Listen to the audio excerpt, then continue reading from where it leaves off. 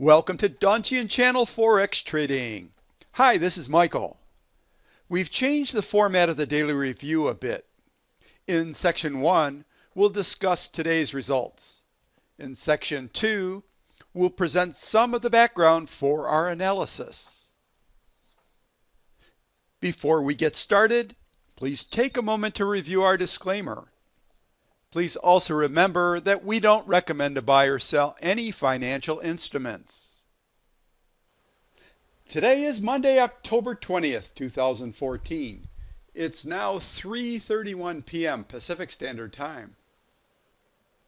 The U.S. equity indexes all closed up. The S&P closed up. Price has broken above 1900, which is the old support level. We'll see if it confirms tomorrow. Support is at 1807, which is the Fib 100% retracement level. The resistance level is at 2012. The NASDAQ 100 futures also closed up. Support is at 3675. This is the 61.8% Fib retracement level. Resistance is at 4113. The US dollar closed up. Price remains in the short-term downtrend channel as seen by the red dashed lines. Resistance is at 22.99 and long-term support is at 21.81 as seen by the green oval. Here's the ADX analysis chart for Tuesday, October 21st. Please compare this with the results of your analysis. From the ADX analysis and our strength calculator, we have the following currency strengths. There's one strong currency and no weak currencies. There aren't any qualified pairs. Here's our trade summary chart for October. For open trades, presently there aren't any open trades. As for new orders, no new orders were placed today. Let's now look at some price charts. As there aren't any qualified pairs today, we'll look at some of the more popular Forex pairs to trade. Here's the Aussie US dollar. Presently, we are in a sideways channel. This is the Euro Aussie dollar. After breaking through the top of this downtrend channel, price has been moving sideways. This is the Euro US dollar. After price broke to the bottom of a sideways channel, it moved drastically down, but presently we are moving sideways. We're now looking at the pound yen. Price seems to have gotten back into this old sideways channel. And last is the US dollar yen. We had a big movement because of the strength of the US dollar.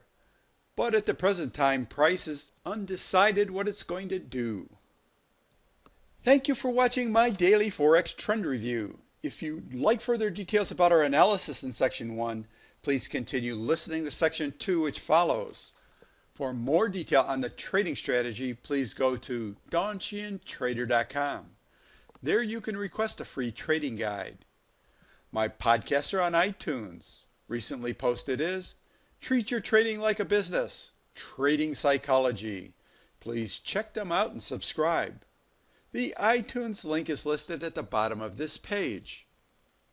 Please continue listening for Section 2. In Section 2, we'll go into a little bit more detail behind our analysis. We'll be talking about 1. The time of day to do the daily review. 2. Review of the two indexes. 3. Background on the ADX indicator. 4. Determining the strength of the 8 currencies. And 5. Selecting the potential pairs to trade. The Forex trading week begins at 5 p.m. Eastern Standard Time on Sunday and ends at 5 p.m. Eastern Standard Time on Friday. So during the week, the Forex trading day ends at 5 p.m. Eastern Standard Time. We wait until after 5 p.m. to do our daily review.